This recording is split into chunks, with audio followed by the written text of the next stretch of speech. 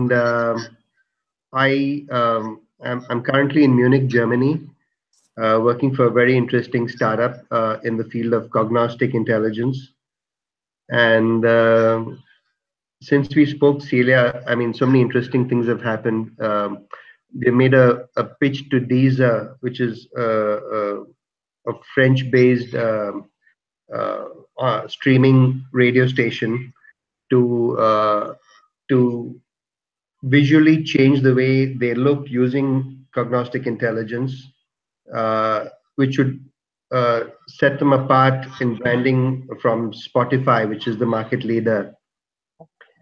And in the last 2 days, we came out with a great idea to partner my education app with Red Bull. So,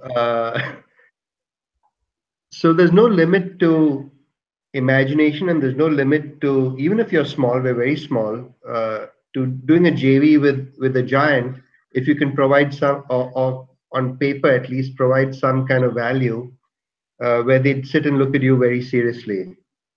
Yeah. Of course, in all these cases, we're lucky we know people on the board who know the guy who owns my company, and therefore we can talk at that level. If you don't have those connections, then it becomes a bit more difficult. Yeah. So, Darren and Arek, before I invite you to introduce yourself, welcome to this brainstorm. We're really seeking to understand, can medium-sized enterprises and startups collaborate together to accelerate innovation? So we know the challenges of bringing ideas to market, both for the medium-sized enterprise that might find there's risks attached to doing that, and to the startup who has various other challenges with breaking into a new market. So I'm joined today by a couple of entrepreneurs who have a lot of experience in doing this from both sides of the equation, both from working with startups inside larger organizations and as startups themselves. So I'm joined from Poland, by Arek. Perhaps you can introduce yourself and tell me a little bit about your experience in this field. Okay, my name is Arek Foska. I'm a serial entrepreneur from Poland. I used to work as an IT consultant for big companies, like corporations, for medium-sized enterprises. Then, like 7 years ago, I started to work with startups. So I had a startup, actually a few of them. I've bankrupted, I sold one, but also I've created acceleration programs for corporations here in Poland. So we already did a project with Polish National Post. We right now are working on acceleration program for other companies. So I've been on, I think, each side on this equation. Fantastic, thank you. And I see that we're joined by Chris Beyer, is it? Chris, perhaps you can introduce yourself. Definitely, thank you. Can you hear me? Good. Yeah. That's perfect. Thanks for inviting me. My name is Christoph Beyer from Innovation. So what we do is matchmaking between companies and startups. Mrs. Koch just called me at doing matchmaking. So we are actually at an exhibition, Hannover Messe, right now, where we connect companies and startups for collaboration. And a large share of these companies are small, medium-sized companies. And of course, some of the companies are also corporates that we connect there. I don't know how extensive you would like to have the introduction. But to be short about that, I did a master's in innovation management, entrepreneurship before, did bachelor's in business informatics, and built a software startup before, which lacked a business model, like a typical startup. Fantastic. And Darren, you're also based in Munich. Would you like to just explain your experience a little bit? Well, I'm one of those traditional old school marketers because I got a lot of gray in my head. And I've been in the field for maybe 35 years now. So when I started, there was no internet. In fact, we used to have manual typewriters in the office. So that's a long, long time ago. So I've just evolved as time has gone by. I did a master's in management in marketing, and in the last 10 years, I started moving into more of digital solutions, doing a lot of online programs, retraining myself, reskilling myself, and now I kind of advise CEOs of companies on how to take their business online, or how to create blue oceans or niches for their products online. And obviously, I use business modeling for that, and I use some software available commercially like Lean Stack and so on. But the key factor which makes me slightly successful in what I do is an ability to think very innovatively, and that is my edge, and how I put startups and uh, fairly large companies together. Excellent. Well, that's a beautiful segue, because that's exactly what we're going to be doing now, is thinking innovatively about this situation.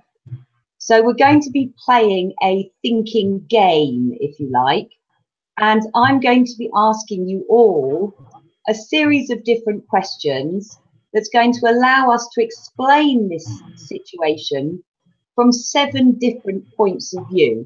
All of them will be relative to your experience, but it's challenging you to look at your experience through a slightly different lens so that we can start to understand how we can make this easier for everybody, for the larger organizations, for the startups, and for the ideas themselves. So the first question that I'm going to ask you is, on a beautiful sunny day, on a day when we can imagine that it's all working out for the large organizations and for the startups, what do you think is actually happening in this world of bringing ideas to market? Darren, perhaps I can come to you. It's quite an out there question. It's all going well. I think, you know, almost everybody on this planet who has an internet connection has an idea. So the process of being a startup has very truly been democratized and decentralized. The problem is having an idea is not enough, as we all know, and you got to be able to demonstrate that you can scale it, that it works, that it gets traction. You got to be able to meet the right people.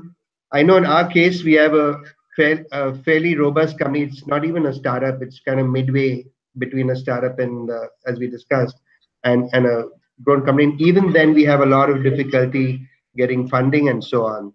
So when you read stories of people getting insane amounts, either they're very lucky or they're very good at what they do. But I find that a lot harder than it looks. That's good. And Eric, when it's all going well in your world, what sort of things are happening? In my world, if all is going well, it means that I just found the awesome corporate or medium well-founded business, and they are really willing to implement some innovation in their into their business. And also I have great technology startup with already proven technology, and we are sitting on the table and we are talking about the agreement and the schedule of the implementation of the project. So it's moved beyond the what and into the how. Yeah. That's great. And Chris, from your point of view?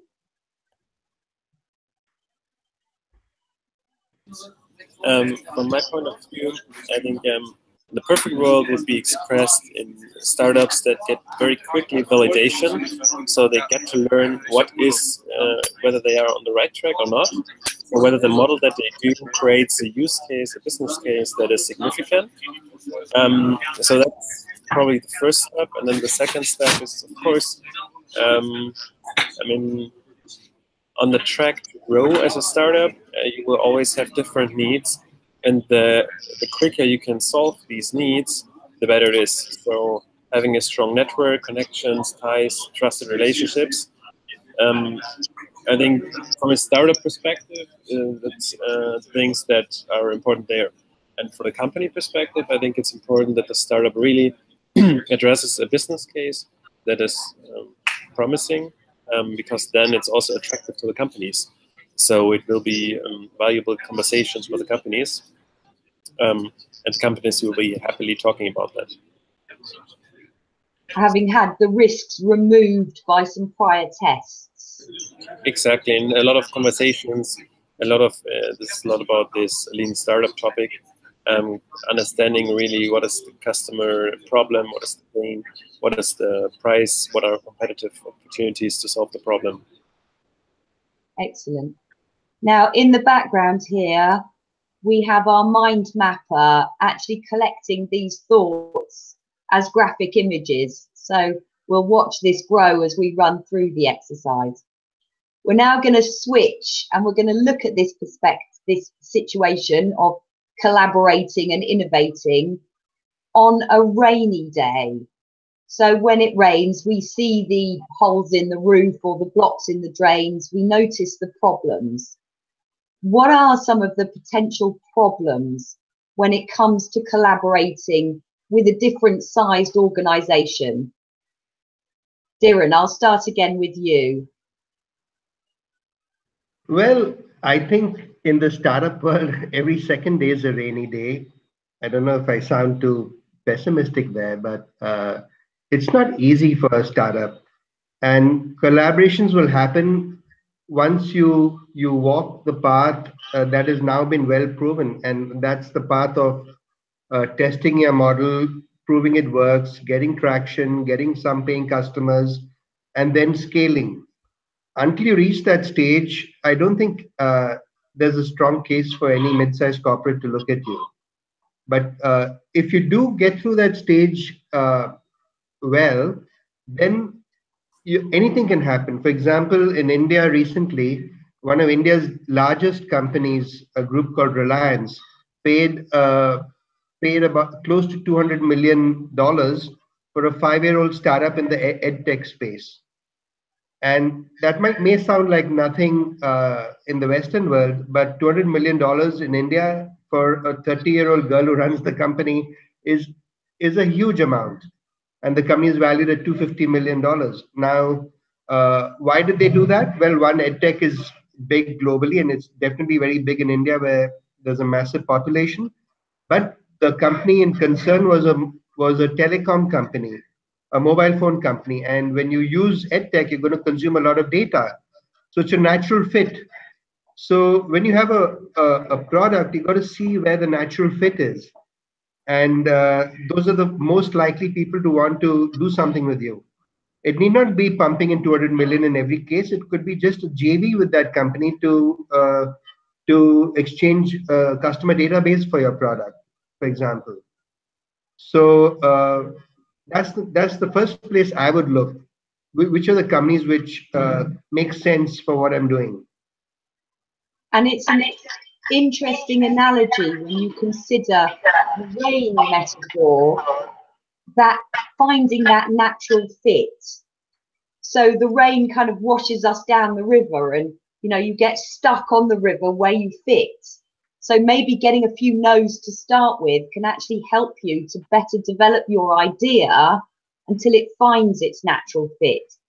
Those problems can be positive if we use them to further evolve what we're doing. Chris, what would you say about rainy situations? I would say that the rainiest situations are if there is not happening some communication. So there are different reasons why no communication happens. But I mean, first of all, startups can't delegate. Second of all, they can't find customers or partners. So the accessibility of customers is very important, or partners also. Therefore, of course, there are some reasons why startups fail to communicate, but there are also reasons why companies fail to communicate. A typical reason in companies is that they don't have somebody whom you can talk to, talking about innovation, talking about startups, talking about collaboration. Sometimes even the management, like the CEO, is not approachable. So even if you have something that is very fitting, it's not going to happen. On the other hand, of course, if your market is making its decisions very slow, this would be a second topic, speed, then you also have to face different challenges as a startup. Because if it takes you 2 years to win a partner, to win a customer, that is a time where you as a startup will struggle to develop further. So from that standpoint, speed is also very important. And sometimes investors will help you overcome these 2 years, but sometimes not. So this will block also the innovation that you can also co-develop with a startup. I mean, it depends a lot on the form of collaboration. Another point is probably like silo thinking, or there is the term of not invented here innovation management, that the people just don't want to collaborate with external, or they think the startup they can't do a good job, or we want to build everything on our own, which is like, of course, for a company, it's obviously the first thought, hey, can we build it on our own? Why should we work with a startup, an external actor? But as soon as they realize that it's not at their core competence, they should at least consider working with a startup. And I also experienced some people that exclude that in general. Excellent. And Arek, what do you think on a rainy day? Okay, I completely agree with Chris that if there is no communication or some problems with communication, it may cause the rainy day. On the other hand, I don't agree with Darren that in startups you have a rainy day like every day. Because from my perspective, startup is all about the energy, all about building something, creating something. And if you feel that this is a rainy day every day, at some point we'll lose too much energy to push it forward. But in terms of communication, also I think the rainy day is when you as a startup cooperate with a bit bigger company. And for you, for startups, each day counts. Each day means some burnout of your cash, of your work, of your time. And for the bigger companies, a day, a week, sometimes even a month of delay is not a big issue. It sometimes happens because of procedures. It sometimes happens because of politics inside the company. And from my perspective, the rainy day, but it's also communication, because this is misunderstanding. It's like big companies does not think in the terms that, okay, this startup has like, I don't know, 3 months to deliver something because they ran away of their cash. And if you are a manager in a medium-sized business, you have your salary, you at the end, you don't care about a day or two because it didn't change anything in from your personal perspective. But for the startups, this time it may be really a storm, personal storm for the founders, for the teams to not to deliver it on time. Yeah, that's interesting. So if we're aware of some of these problems in advance, we can adjust our time frames to accommodate the time frame we're blending with in that instance. Yes, Thank you. So I think also Chris put it perfectly. It's all about the communication on all levels. If you are discussing it, if we are aware of needs of the our partner, we can think of something that that help us prevent some problems, but we need to know about them. In that context, Celia, I'd just like to add one thing. When you talk about communication with a larger partner, it's very important at that time to speak to the right person, to a decision maker. Otherwise, you're just spinning wheels, talking to the wrong guy, and nothing happens. And that's so common. Yeah, absolutely. So sticking with you for a minute, Darren, and moving into the next mindset. We'll move through this one quite quickly. I know that Chris has an appointment he has to get to. This is the rainbow mindset. So if you imagine rainbows are optical illusions, that multicolored almost magic.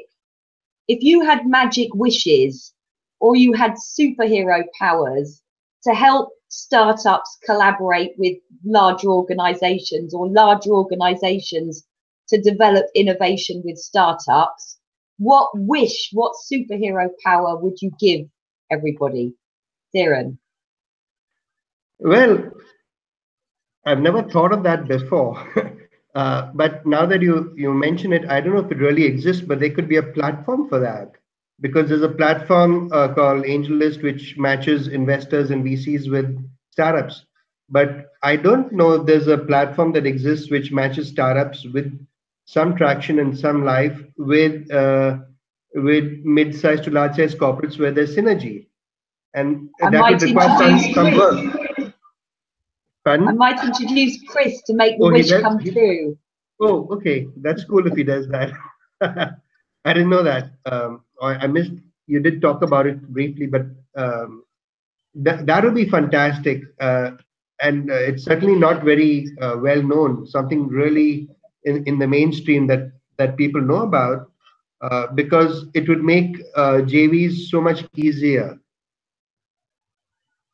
So for me, that would be a great thing if that happened.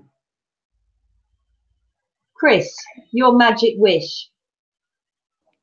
So first of all, we didn't build such a platform yet, but actually I'm working on some prototypes in that area. So how could such a matchmaking look like, supporting a platform?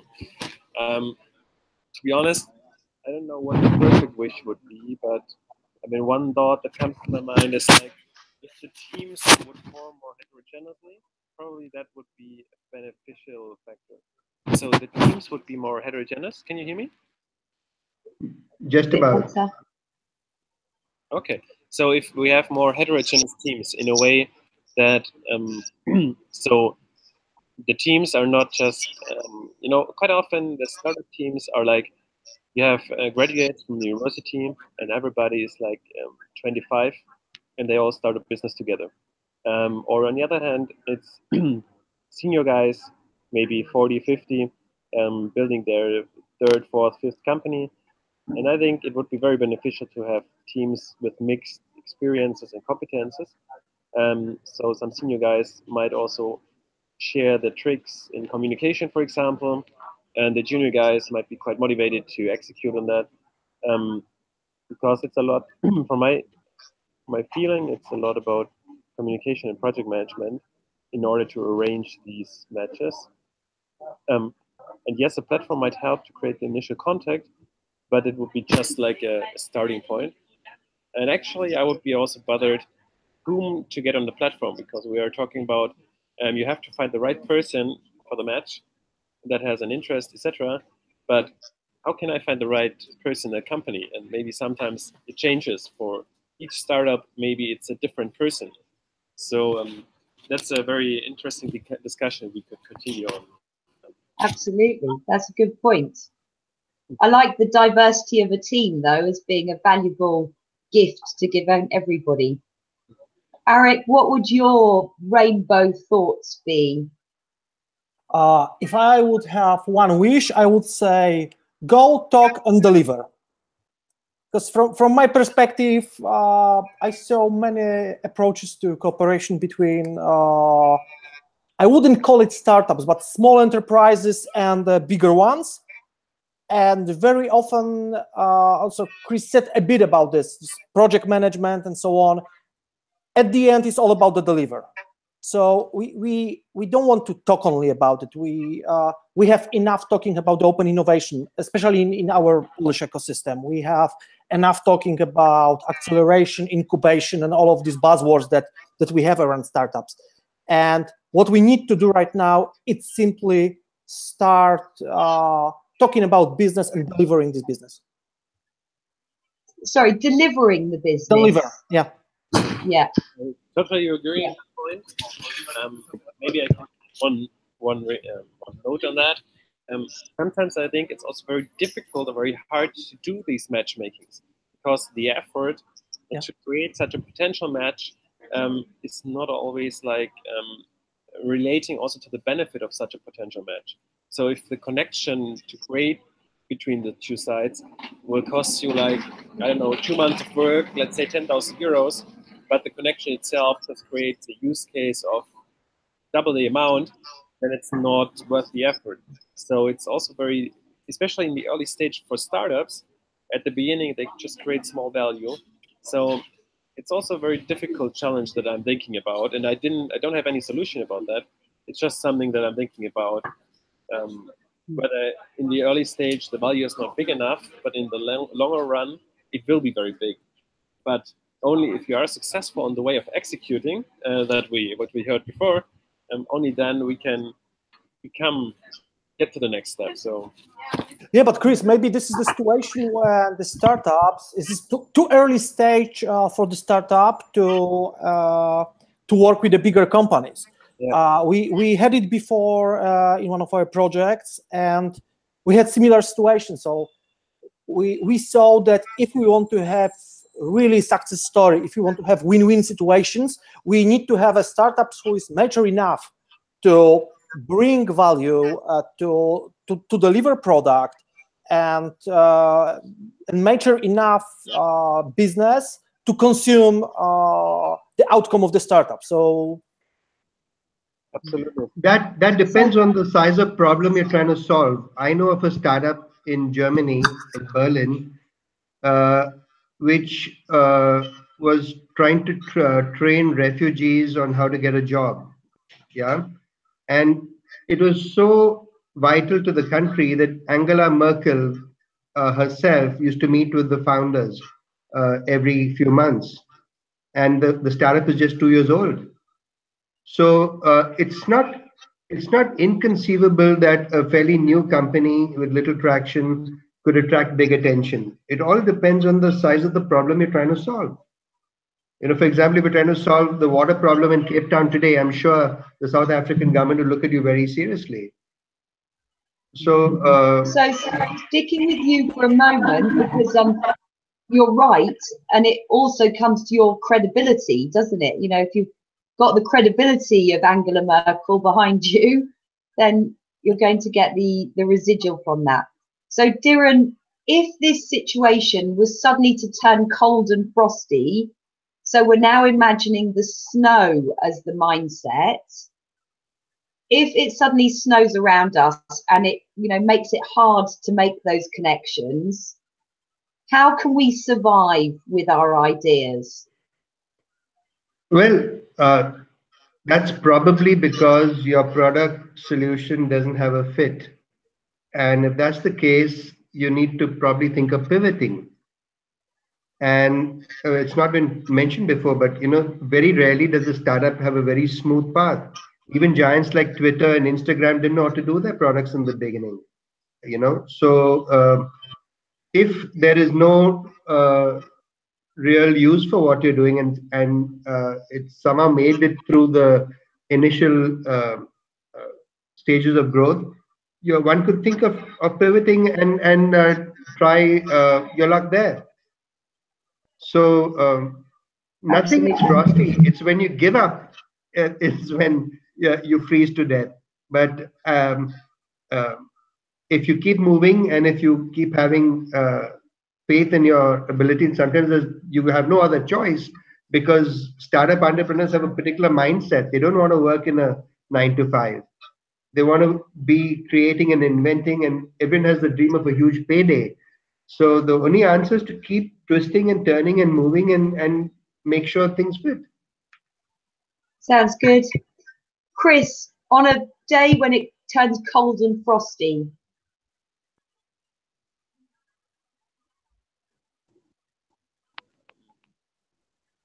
I think maybe your microphone is mute. Can you hear me? Yeah. Yeah. It's a difficult question. I mean, I think it's. I can just add to the last notes comments. You will have to consider whether you have to do a pivot or whether you didn't talk with enough potential customers. So, I mean, and in the end, some startups fail. So sometimes, I mean, the reasons for failing are also very big, but that's sometimes it's about the team, sometimes it's about the market. I think the most important thing really comes down to the business model, whether you can create value and, of course, capture the value also. But therefore, to validate that, you will really have to go to the market. And I mean, sometimes I think if you have a crisis, like an economic downturn, it might be also very tough to attract any R&D partners where you can build your first pilot project if you're in a very early stage. If you're in a later stage and you still can't attract customers, probably you really should pivot or close the company. But, yeah. Yeah. Eric, what would you add about snow? I would say it all depends. Because if we are snowing and there is a snow and we are in Alps in Austria and we are skiing, you just need to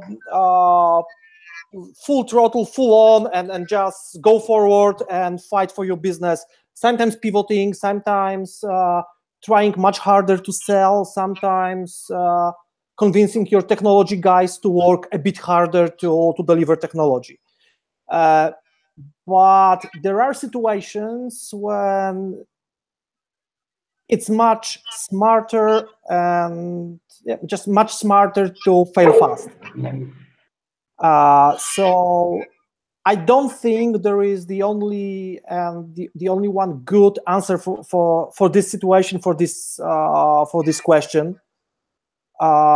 If you did everything right from the beginning, just you work with your customers, you design your business, you have a business model, you have a right team, and something is wrong, you can try to tune it. But if you see that you had a brilliant idea, but you didn't check it, and something it simply just don't work, so it's better to fail fast. Yeah, that's fair enough. And the final mindset in these weather metaphors is actually the wind. So wind represents all the external influences. We have our local winds, which might be our team, our peers, our colleagues. And then there's the prevailing winds, the fashions and trends, the laws and legislations. We've talked a lot about connection and the importance of connection in this. What sort of connections do we need? What winds do we want to be bringing into our environment? Or what do we know about the existing winds, the current trends in this environment? Who would like to answer that one first? Well, I can give it a shot since I've been answering first most of the time anyway. Brilliant. I think if there's any kind of wind, it's always good because I like sailing, and if there's no wind, you're really in trouble. But if there is wind, you can always stack and get the wind behind you and keep flying. And that's where a platform like the one Chris is developing could be really great if you use a bit of advanced artificial intelligence in that. We know who the big players or medium players are. That's a finite number. Mittelstand is finite, but the startup number is like stars in the sky. It's infinite. It keeps appearing and disappearing. depending on how fast they burn up money. So there would have to be some kind of really good program created to identify these guys who have got past a certain stage, and then see if their product is a fit with a particular category in an industry. You know, if somebody's creating a long-lasting automotive battery, obviously they have to be paired to somebody in the automotive industry, not in telecom. You know, there's sometimes an obvious fit. If it's a more generic product, then of course it could be multiple, but then that's even better for the startup. And I also feel, when there's a lovely saying called "find purpose and the means will follow." So if you're really passionate, if you've got a great product, and if it's moving at in a particular way, sometimes the universe aligns itself and things automatically find you. I've got phone calls from people randomly sometimes, and it just kind of fits in beautifully with what you're doing. So I wouldn't worry too much about it as long as the wind is blowing. Be open to the wind. And Chris, you're coming to us from an event, which is always a great place to connect to new people if you haven't got connections. What would you add? I mean, of course, there are established structures that also connect them together. Actually, I don't have specific thoughts right now. I mean, of course, you can foster the mindset. Probably that would be the most valuable thing that I see with the market in Germany, especially from the side of the companies. So what I experienced, that startups are always interested to talk about collaboration. Whether they do it, they have to decide about it. But I mean, that's obvious, whether the business case makes sense. But what I experience with companies is that they are quite often not that much interested into conversations. So many people are not interested. I mean, it doesn't mean that you might not find somebody, but probably you will have to talk to a lot of people who are not interested. Maybe one specific thing there is also that some of the German companies are comparable. That's where my biggest experience is. So they are comparably more focused on their operational issues, and not. I would suggest them to focus more on developing the future as a CEO, and making sure that somebody else takes care of the operational business, so they get like 50% of their time free to develop the future. But this is also like a perspective from my studies. So that could be something that contributes to growing innovation development, if the mindset of the CEOs of the established companies goes forward to, hey, we want to design the future and we're open to collaboration. And I mean, probably you all know the collaboration program of Daimler, which is the startup Autobahn in Stuttgart. And from my personal perception, this is like an impressive statement. Hey, we want to work with startups, we want to do innovation. And that's what we are about. We want to develop the best company, the best cars for our customers. And that's why we obviously also talk with all the specialists outside in the startups. And of course, there are many more companies that are pushing the topic forward, but they're like a lighthouse at the moment. They're really, and they also do the PR, they talk about it. And so what I see, developing use case together with the startups in the early stage, what Daimler does is really, and not only Daimler, but they're one of the companies, it's really like a push forward, because they talk with the startups, they see how can we create use cases, and of course they will be the first to profit from these use cases. But so that's probably a very good situation there. Excellent. We're slightly losing your voice towards the end, but Arek, some wind from you. Okay, help. I think changing the winds in terms of big companies or medium-sized companies is something that is happening right now. And going to the sales parallel, I would say that there are some big sales ships, and they right now they need to adjust slowly to sail with the winds, and to sail into the innovation, and to find new business model, new products. some products that help build the new revenue streams, some products or some innovation that can help.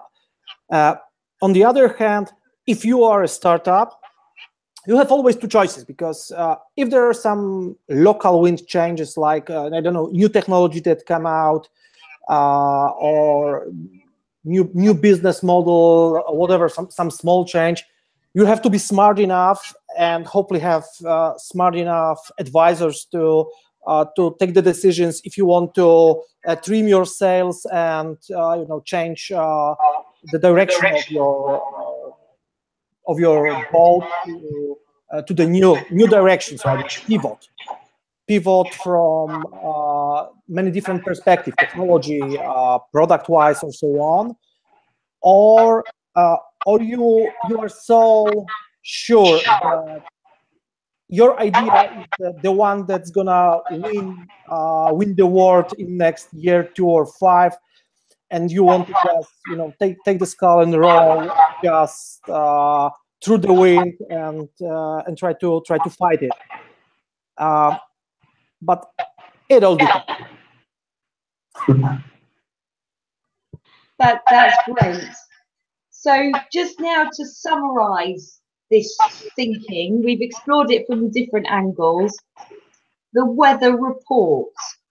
And here I'm really asking, what is winning? How are we defining success when it comes to innovation, collaboration, startups, and medium-sized enterprises?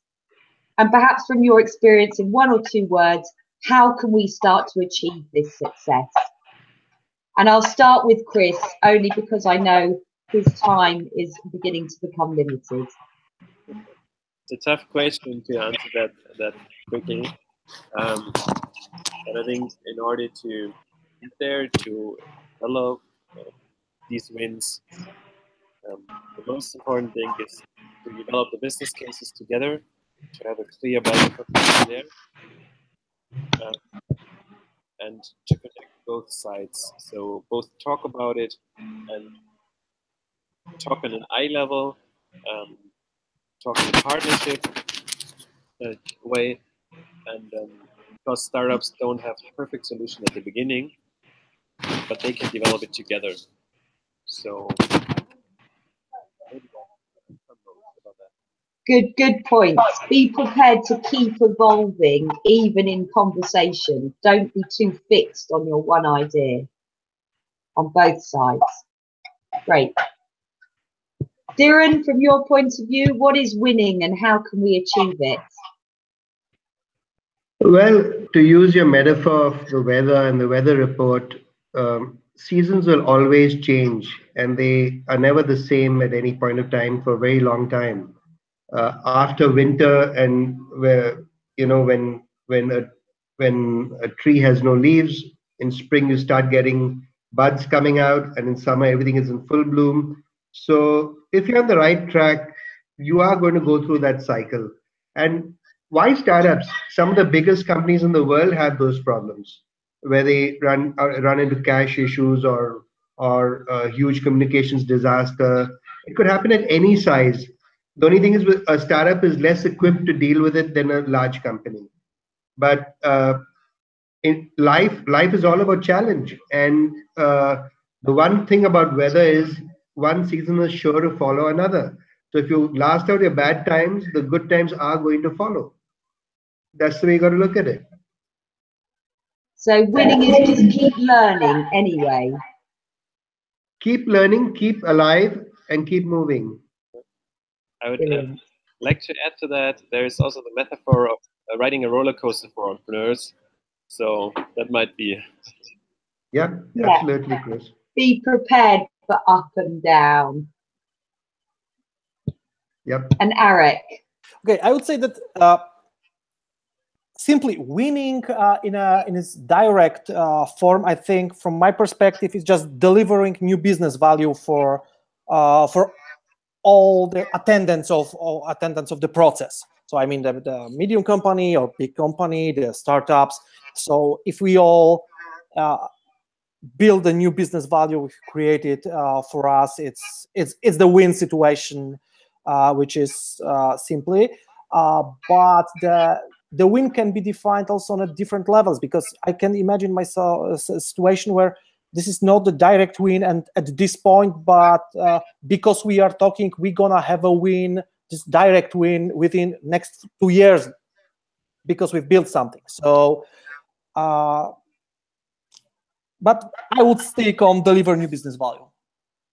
Yeah, and that's great. And what you were also saying there, I was hearing between the lines, is celebrate the small successes too. Yes. Don't keep chasing the big goal, because you almost keep pushing it away. Like, count those small wins which are positioning you closer to the bigger goal. Yeah. Fantastic. Well, we'll have a quick look at the map that's been being drawn in the background to see some of these conclusions to our conversation.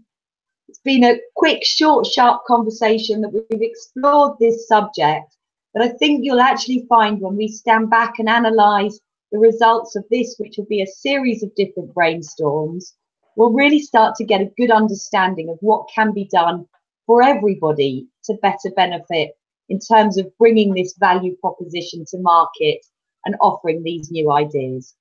So thank you all very much for your contribution. Does anyone have any closing words they'd like to add? Well, there must be something good at being a startup, because there's no shortage of startups coming up and applicants, but yet so few succeed. So what draws people to being a startup? Maybe 20 or 30 years ago, before the internet, there weren't so many startups. Why are there so many now? So we can have that as the subject of our next brainstorm, or it's because you get to live lives like these people here. Chris. So thanks for joining us. Yeah, and first of all, I would really be interested to get the chart also in a, I can't read it properly now. I don't know whether it's my mobile phone wireless connection or it's the video itself. I would love to get the chart, have a look at it in more detail. And what I just think is, I mean, it's a metaphor of open innovation. I mean, why should you do everything on your own? I mean, of course, a lot of people think they are the smartest people in the world, but I think all the smart people know that they're not the smartest people in the world about everything. So maybe in one domain, if at all, but not in all the domains. So it might be quite attractive to collaborate there and yeah, work together. Definitely. Well, we'll definitely share the map with everybody afterwards. Thank you. Thank you for finding time whilst being at your event. And Arek, thank you also for finding time to join us from Poland. Thank you, guys. It was a pleasure to meet you. Thank you, Celia. Thank you, Chris and Arek as well. Nice meeting you all. Nice to get to know you. If you're in agreement, I'll share your contacts with each other. Yes. Oh, I'd love that. I'd love to connect with Chris for sure. Since we're in Germany. Thank you. Good stuff. Well, thank you all for joining. It's been a great conversation. Thanks. Bye. Bye-bye. Bye. See you all.